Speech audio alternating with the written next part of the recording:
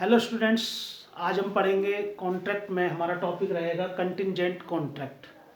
ठीक है, इम्पोर्टेंट है ये भी एग्ज़ाम के पॉइंट ऑफ व्यू से। ठीक है, सेक्शन 31 से और 36 तक। ठीक है, कंटिंजेंट कॉन्ट्रैक्ट क्या है? 31 में इसकी डेफिनेशन दी हुई है, डेफिनेशन क्लॉज है। ठीक है, क्या कहता है इसकी definition? A contingent contract is a contract. ठीक है, a contingent contract is a contract. ठीक है, यहीं से हमें ये पता लग जाता है कि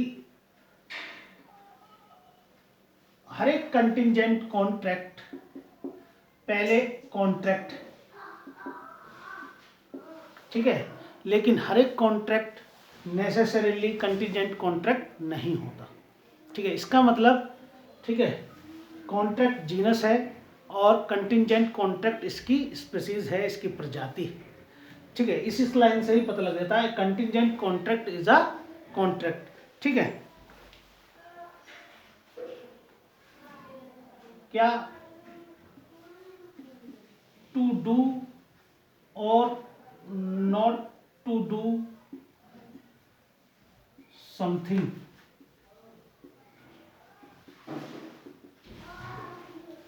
ठीक है, a contingent contract is a contract to do और not to do something if some event,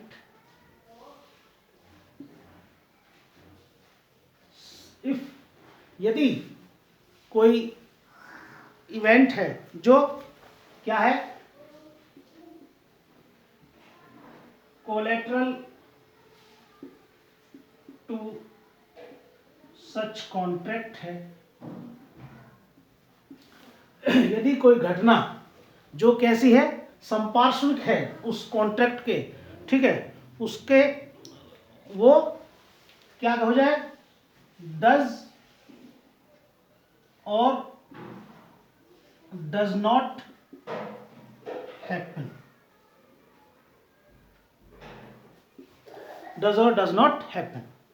तो ये डेफिनेशन है, कई बार ये शॉर्ट में भी आ जाती है।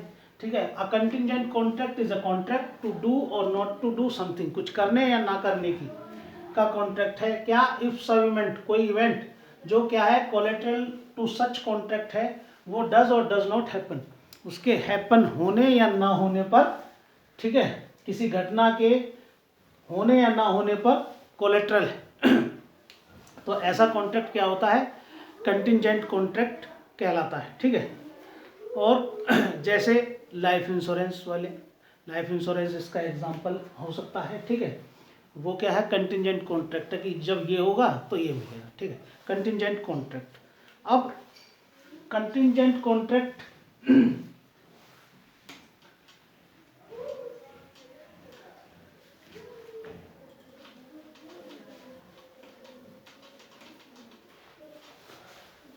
इसके बाद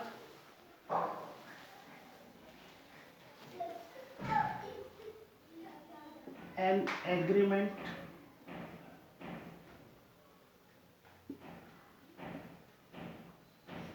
contingent on impossible event is void. A agreement contingent on impossible event is void. ठीक है, तो इसके लिए हमको दो सेक्शन 36 रीड विद 34, ये दो सेक्शन पढ़ने। एन एग्रीमेंट, एग्रीमेंट कैसा है? जो कंटिंजेंट है ऑन इम्पॉसिबल इवेंट, किसी असंभव घटना के होने पर।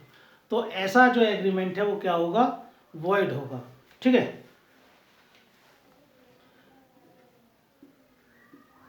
इम्पॉसिबल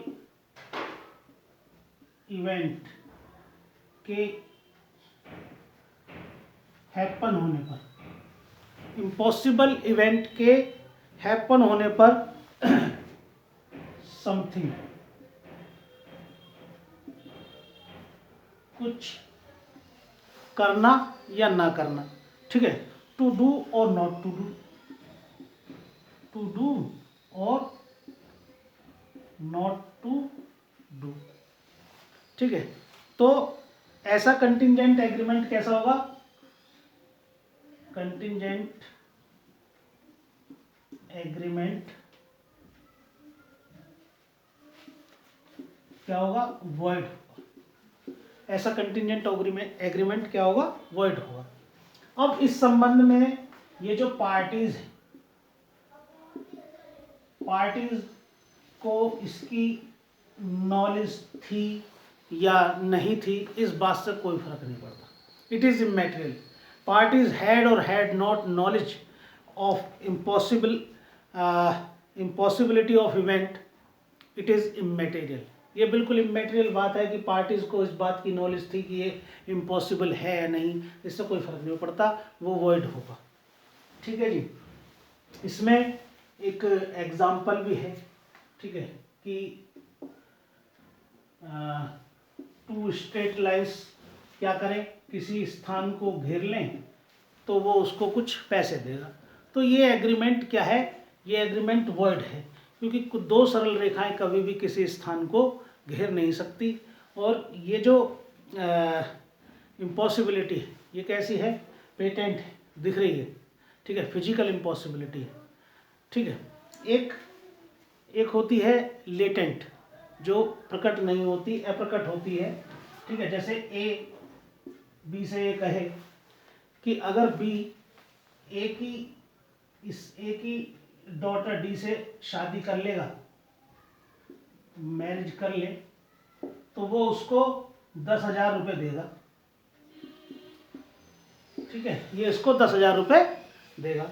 अब जिस समय ये एग्रीमेंट हो रहा है उस समय ये मर जाती है, डाइड कर जाती है, और दोनों में से किसी को भी इसका नॉलेज नहीं है, ठीक है। तो ये एग्रीमेंट कैसा है? ये एग्रीमेंट वॉइड है। क्यों? क्योंकि ये मर चुकी है, और ये क्या है? दोनों में से किसी, ये पेटेंट इम्पॉसिबिलिटी थी, ये लेटेंट है, मतलब अप्रकट है, इसको किसी को मालूम नहीं था। तो इस तरीके से, ठीक है। ये था 36। और 34 में क्या है?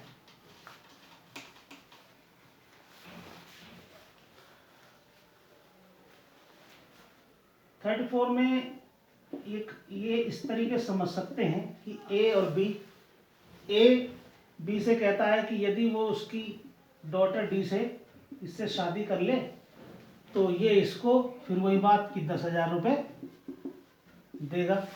लेकिन इसकी जो डॉटर है ये सी से शादी कर लेती है, ठीक है।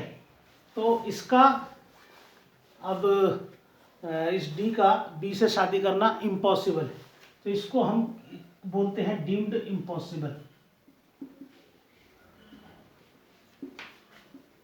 डीम्ड इम्पॉसिबिलिटी, ठीक है। ये भी क्या करती है? ये भी एग्रीमेंट को वॉइड कर देती है, डीम्ड इम्पॉसिबिलिटी बोला जाता है। ये बात अलग है, डीम्ड इम्पॉसिबिलिटी इसलिए कि डी जो है इसको तलाक दे दे, तलाक देने के बाद फिर से शादी कर ले, या सी मर जाए तब ये इससे शादी कर ले, लेकिन इसे इम्पॉसिबल ही मान के चलते हैं। तो ये क्या है? डीम्ड इम्पॉसिबिलिटी है, ये भी एग्रीमेंट को वॉइड कर देती है, ठीक है। अब इसके 3 सेक्शन हमारे पास बचते हैं, ठीक है, 32, 33 और 35। इसमें क्या है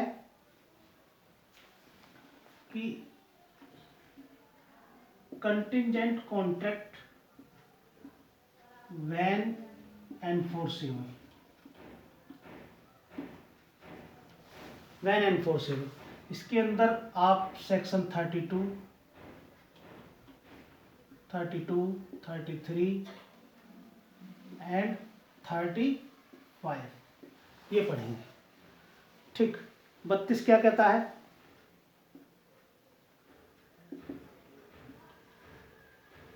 contingent on happen, contingent on happen, happen होने पर, जब कंटिंजेंट है यानी कि एनफोर्सेबल है, ठीक है, तो इसमें दो पोजीशन बनेंगी, ठीक है, पहला और दूसरा। पहली क्या है, ऑन हैपन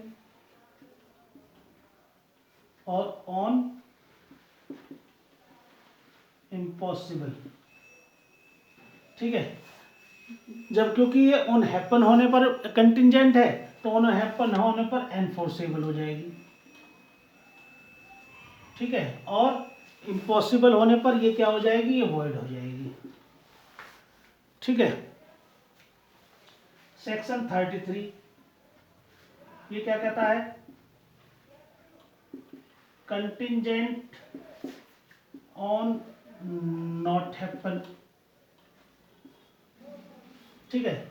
इसमें पहली वाली हैपन होने वाली ये घटना तो होगी ही नहीं, ठीक है ना, क्योंकि ये तो नॉट हैपन होने पर कंटिंजेंट है, और अगर ये होना ऑन इम्पॉसिबल तो ये क्या हो जाएगी, ये एनफोर्सेबल हो जाएगी, ठीक है, क्योंकि ये ना होने पर एनफोर्सेबल है। तो एक होने पर ऑन हैपन कंटिंजेंट, एक नॉट हैपन होने ऑन नॉट हैपन होने पर कंटिंजेंट, तो ये जैसे इम्पॉसिबल हो जाएगी, जब भी तुरंत ये एनफोर्सेबल हो जाएगी, ठीक है जी।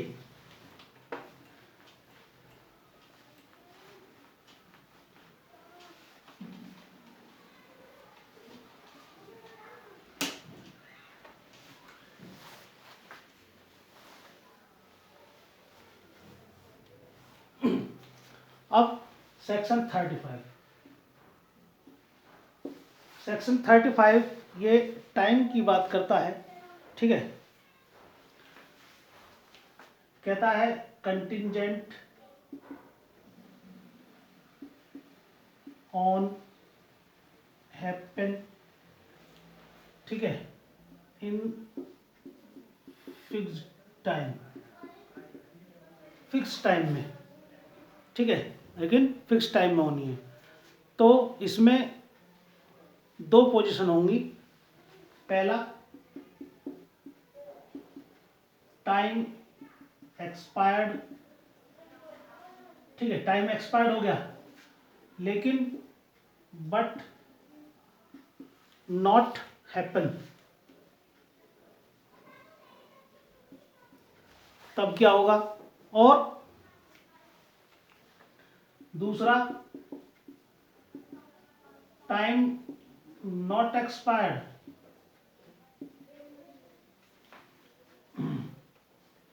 Time not expired but happen होना क्या हो गया, इम्पॉसिबल हो गया, तब क्या होगा, ठीक है। इसी का दूसरा वो है contingent on not happen, contingent on not happen, ठीक है, और ये भी क्या है, फिक्स टाइम में, फिक्स टाइम, ठीक है जी। इसमें भी यही दोनों पोजीशन रहेंगी, पहला टाइम एक्सपायर्ड, ठीक है, बट नॉट हैपन, ठीक, time not expired but happen होना क्या हो गया, इम्पॉसिबल हो गया,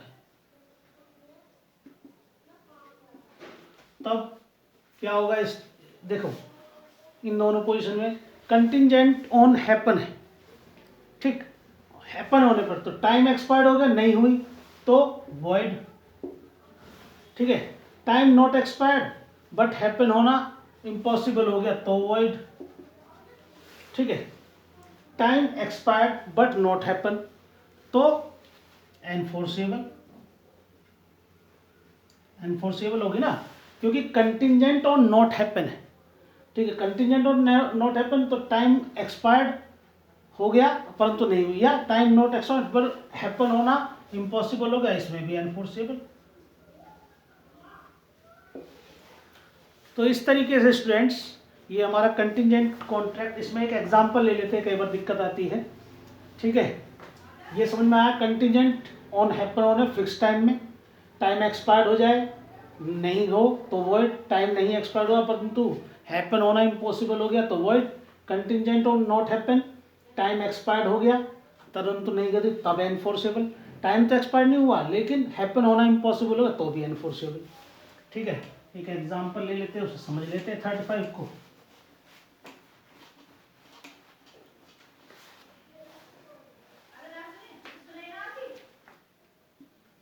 ए बी को कुछ सम ऑफ मनी देगा। ठीक है, यदि ये जो शिप है, ये शिप, ठीक है, रिटर्न्स हो जाता है विद इन अ ईयर, एक ईयर में। अगर ये रिटर्न हो जाता है एक साल में तो ये उसको कुछ भी, ए बी को पैसा देगा। ठीक है, और कॉन्ट्रैक्ट, ये जो कॉन्ट्रैक्ट है, ये कॉन्ट्रैक्ट क्या है, एनफोर्सेबल हो जाएगा अगर वो इस एक साल में क्या हो जाता है, रिटर्न कर जाता है। इस एक साल में रिटर्न कर जाता है तो वो ठीक है, और ये क्या हो जाएगा, ये वॉइड हो जाएगा अगर एक साल हो जाए और वो वापस ना आए। ठीक है, या ये जो शिप है, शिप क्या है, बर्न्ड हो गया। ठीक है, if ship is burned with in year, उस एक साल के भीतर ये शिप जो है बर्न्ड हो गया, आग लग गई इसमें, तो ये कॉन्ट्रैक्ट कैसा हो जाएगा, वॉइड हो जाएगा। इसी तरीके से ये तो था हैपन होने पर। ठीक है, अगर वो आ गया एक साल में तो उसको पैसा मिला तो ये एनफोर्सेबल हो गया। और अगर शिप एक साल के भीतर ही वो जो शिप आना था वो आग लग गई उसको, तो फिर वो वॉइड हो गया। अब ये उसको चेंज कर देते हैं, अगर ये if ship not return with in a year. ठीक है, अगर वो नहीं आता है एक साल में तो वो उसको पैसा देगा। अब ये एनफोर्सेबल होगा अगर ये not return with in year, इस साल में, ये साल पूरा निकल गया और ये वापस नहीं आया तो ये एनफोर्सेबल हो जाएगा। और अगर ये शिप या लगा देते हैं, अगर ये शिप इस साल में बर्न्ट हो जाए, ठीक है, बर्न्ट हो जाए तो भी ये कॉन्ट्रैक्ट एनफोर्सेबल हो जाएगा क्योंकि ये ना होने पर एनफोर्सेबल है। ठीक है स्टूडेंट्स, तो ये इस एग्जाम्पल के थ्रू आपको आसानी से समझ में आ गया होगा। कंटिजेंट कॉन्ट्रैक्ट के अभी सारे सेक्शन हमने कंप्लीट कर लिए। और स्टूडेंट अगर ये आपको अच्छे से समझ में आ रहा है तो प्लीज़ मेरा चैनल लाइक एंड सब्सक्राइब करें। ठीक है, थैंक यू।